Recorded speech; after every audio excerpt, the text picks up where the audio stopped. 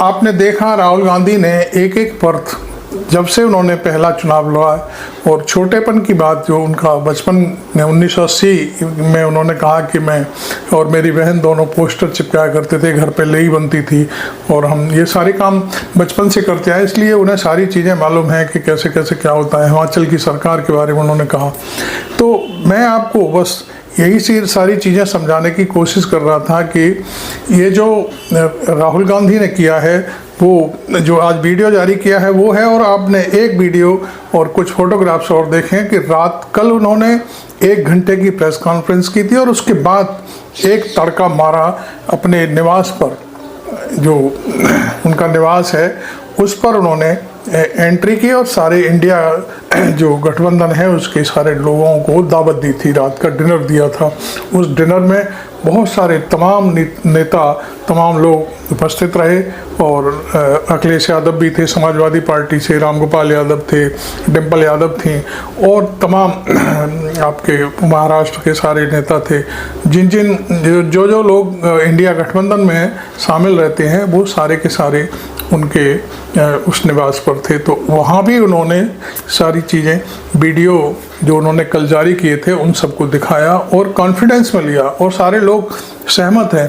अब मैं आपको बता दूं कि मैं एक बयान सुन रहा था, जो संजय सिंह हैं आम आदमी पार्टी के, वो तो ये कह रहे हैं कि जन विद्रोह कर देना चाहिए जनता को। भाई ये मेरी बात नहीं है जन विद्रोह की, उनकी अपनी बात है, वो प्रेस कॉन्फ्रेंस कर रहे हैं। अब मालूम नहीं उन्होंने किस आधार पर कहा है, हालांकि उन्होंने बात कही है कि दिल्ली की जो सरकार है चोरी करके बनाई गई है। तो खैर, आपको ये वीडियो कैसा लगा ज़रूर हमें बताएं और लिखें भी जो भी आपके मन में है। Thank you very much. मैं आरवी सिंह यादव। परिवार में पैदा हुआ। जब मैं छोटा सा था 1980 में प्रियंका और मैं घर में लेई बनाते थे, रात को निकलकर पोस्टर चिपकाते थे। चुनाव समझता हूँ। 20 साल से मैं स्वयं चुनाव लड़ रहा हूँ। पोलिंग कैसे होती है, पोलिंग बूथ कैसे मैनेज किया जाता है, वोटर लिस्ट, फॉर्म 17, ये सब मैं गहराई से समझता हूँ। कुछ समय पहले हमें दाल में काला लगा। चुनाव के नतीजे आते थे, मूड एक तरीके का होता था, रिजल्ट दूसरे तरीके का। मुझे याद है उत्तराखंड में हम चुनाव हारे। बाद में मैंने कैंडिडेट से पूछा कि जहां रोड शो हुआ था वहां जाके देखिए हमें कितने वोट मिले। हजारों लोग आए थे, पोलिंग बूथ में किसी ने वोट नहीं किया। यह असंभव था, यह हो ही नहीं सकता। उसके बाद छत्तीसगढ़ और मध्य प्रदेश के रिजल्ट, हमें लगा कुछ ना कुछ गलत हो रहा है। 2018 में मध्य प्रदेश में चुनाव होता है, हम जीतते हैं। हमारी सरकार चोरी हुई थी। 2023 में चुनाव होता है, मैंने अपने आंखों से भारत जोड़ो यात्रा में देखा भयंकर एंटी इनकम्बेंसी और हमें 65 सीट मिलते हैं। इम्पॉसिबल, हो ही नहीं सकता। और फिर महाराष्ट्र में पहली बार हमें सबूत मिला। विधानसभा और लोकसभा के बीच में जादू से नए वोटर आते हैं और जहां भी इन नए वोटर्स ने वोट किया वहां वोट बीजेपी को गया। महाराष्ट्र चुनाव के बाद जब हमें डाउट हुआ, हमारे गठबंधन के सारे नेताओं ने प्रेस कॉन्फ्रेंस किए और हमने इलेक्शन कमीशन से कहा कि आप हमें वोटर लिस्ट दीजिए, वीडियो रिकॉर्डिंग दीजिए। इलेक्शन कमीशन ने मना किया। ना उन्होंने हमें वोटर लिस्ट दी और ना उन्होंने वीडियो रिकॉर्डिंग दी। डाउट हुआ, क्यों नहीं दे रहे, क्या कारण है? तो हमारे दिमाग में सवाल उठा, क्या इलेक्शन कमीशन बीजेपी की मदद कर रहा है? क्या इलेक्शन कमीशन ही इलेक्शन को चोरी करवा रहा है? इसके बाद हमने एक टीम सेटअप की और हमने उन्हें कहा कि आप जाइए, एक कंस्टिट्यूएंसी भी जाके ढूंढिए, सच्चाई ढूंढिए, किस प्रकार से चीटिंग की जा रही है, किस प्रकार से ये काम किया जा रहा है और कौन कौन इस काम को कर रहे हैं। सबसे महत्वपूर्ण बात यह है कि इलेक्शन कमीशन डिजिटल डेटा नहीं देता है, फिजिकल डेटा देता है। मतलब लाखों कागज में वोटर लिस्ट दे देगा, मगर डिजिटल वोटर लिस्ट किसी को कभी नहीं देता। क्यों नहीं देता? कारण क्या है? कारण है कि अगर डिजिटल डेटा मिल जाए तो इलेक्शन कमीशन की सच्चाई पूरे देश को पता लग जाए। हमने टीम को बताया, मैंडेट दी कि आप जाके चेक कीजिए, आप 5-7 सीटों पे पता लगाइए कि चीटिंग हुई और अगर हुई तो कैसे हुई। टीम ने हमें एक दिन बताया कि 5-7 सीटों पे काम किया ही नहीं जा सकता। क्यों? मैंने उनसे पूछा क्यों नहीं किया जा सकता? उन्होंने मुझे ये कागज दिखाए। ये जो कागज है ये एक लोकसभा के कागज नहीं है, ये एक विधानसभा के कागज है और इन कागजों को हमने मैन्युअली सॉर्ट करना पड़ा और पूरा का पूरा काम जो हुआ है इसमें 6 महीने लगे हैं और एक असेंबली सीट में हम ये काम कर पाए हैं। क्यों? क्योंकि डिजिटल डेटा नहीं दिया जाता। अगर इलेक्शन कमीशन ने हमें डिजिटल डेटा दिया होता तो हम ये कार्रवाई पूरे देश में, हर लोकसभा में, हर विधानसभा में 15 मिनट में करके दिखा देते। हमारे पास अनलिमिटेड रिसोर्सेज नहीं है, इसलिए हमने ये रिसर्च सिर्फ एक लोकसभा में, एक विधानसभा सीट में की। मगर मुझ में अब पूरा भरोसा है कि ऐसी 100 से ज्यादा सीटें हैं हिंदुस्तान में। जो यहां हुआ है उन सीटों में भी हुआ है। और याद रखिए, अगर बीजेपी को 10-15 सीटें कम आती तो आज नरेंद्र मोदी प्रधानमंत्री नहीं होते, इंडिया गठबंधन की सरकार होती। तरीके की चोरी पकड़ी है। डुप्लीकेट वोटर, जिसका मतलब एक वोटर के नाम वोटर लिस्ट में अनेक जगह आ रहे हैं। फेक एड्रेस, मतलब एड्रेस है ही नहीं या फिर house number 0। Bulk voter in single address, मतलब एक छोटे से घर में 40, 50, 60 लोग रह रहे हैं। इनवैलिड फोटोज, छोटी सी फोटो है या फिर फोटो ही नहीं है, और वो जो छोटी फोटो है वो दिखती भी नहीं है। कौन है, किसका चेहरा है, नहीं पता लग सकता। Misuse of form 6। Form 6 first time voters के लिए होती है, मतलब जिनकी एज 18-20 साल की हो, मगर वोटर लिस्ट में 90 साल के लोग फॉर्म 6 का प्रयोग कर रहे हैं। चुनाव में 6,50,000 वोटर थे, उसमें से 1 लाख चोरी के थे। अब मैं आपको 5 उदाहरण देता हूं। ये देखिए, गुरकीरत सिंह डांग, इसका नाम 4 अलग अलग बूथों पे आता है। ये कैसे हुआ और क्यों हुआ?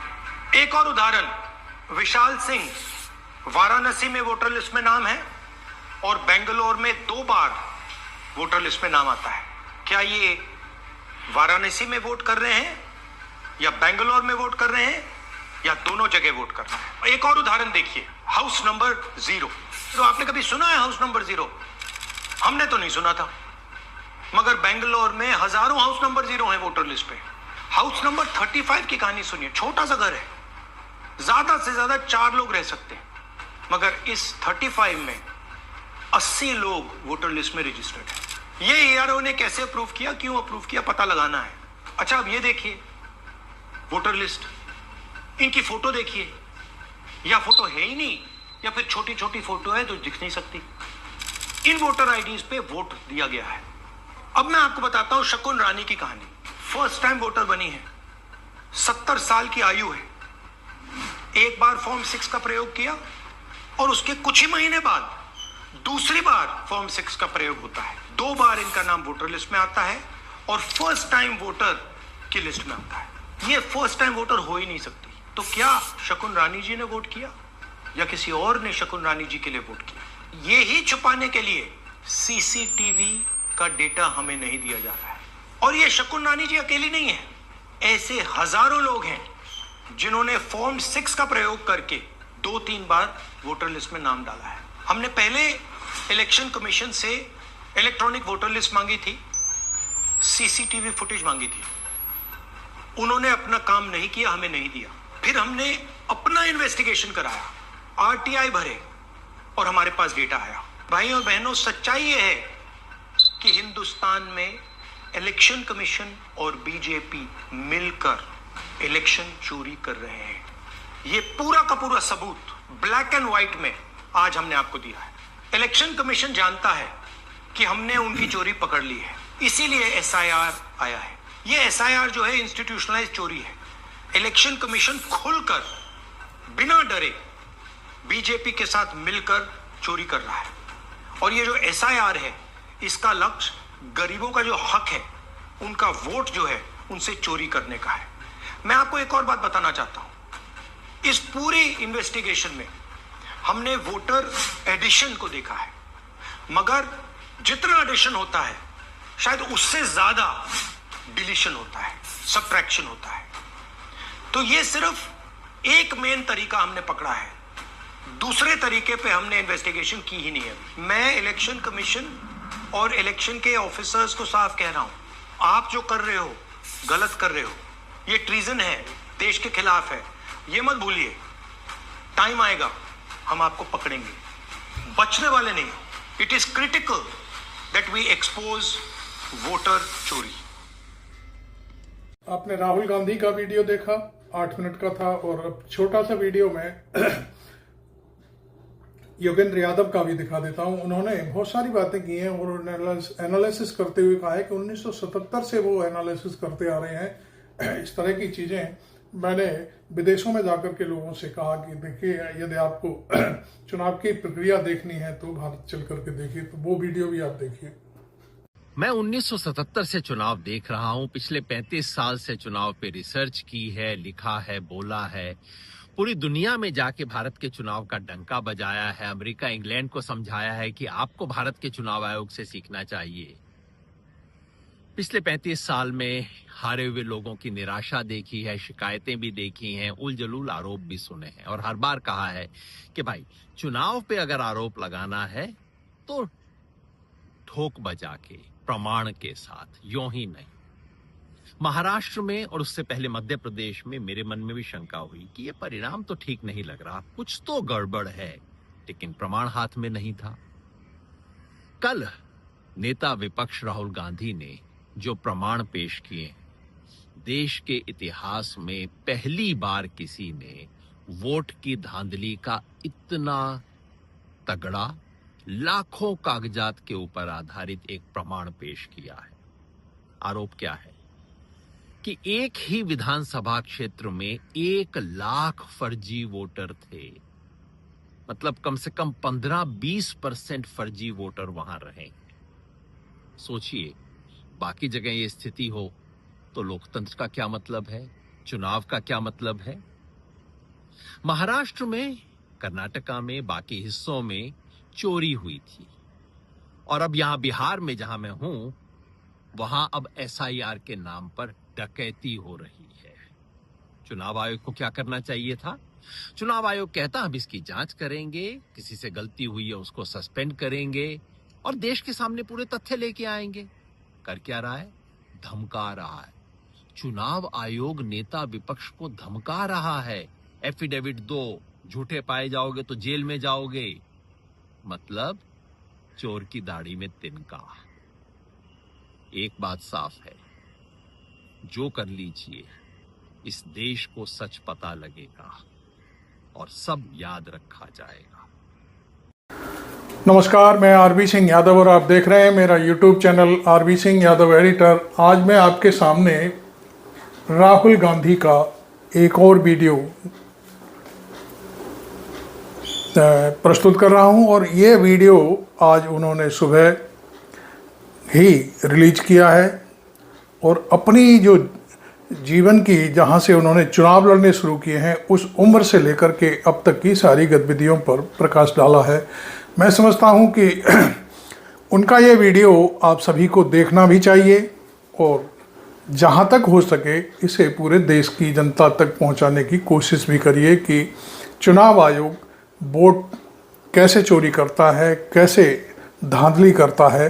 हालांकि तमाम लोग हैं जो भारतीय जनता पार्टी की सरकार से जुड़े हुए हैं। JDU के प्रवक्ता कह रहे हैं कि शपथ पत्र पर दस्तखत करने में क्या बुराई है, और BJP के प्रवक्ता भी कह रहे हैं कि उनको यदि कोई गड़बड़ी है तो लिख करके देना चाहिए, और इस तरह की बातें हैं, जबकि वो हकीकत है। और जो चुनाव आयोग ने जो रिकॉर्ड राहुल गांधी की पार्टी को दिया है, उसी रिकॉर्ड के अनुसार राहुल गांधी ने सारी कमियां उन्हीं के जो उनका फ्रेम है, उसी फ्रेम से निकाल करके रख दी हैं। हालांकि अब लीपापोती की बात चल रही है। मैंने देखा चुनाव आयोग की वेबसाइट पर जा कर के, तो वेबसाइट ही बंद कर दी है उन्होंने इस समय। तो बहुत सारी कमियां हैं। तो मैं पहले आपसे एक अपील करूंगा कि आपने मेरा चैनल अभी तक यदि सब्सक्राइब ना किया हो तो ज़रूर कर लें, और बाकी जो और भी बहुत सारी चीज़ें हैं उन्हें जैसे लाइक करना है, शेयर करना है, जनता तक पहुंचाने के लिए उसे शेयर भी करें। तो अब हम सुनते हैं राहुल गांधी को आज के ताज़ा वीडियो के साथ।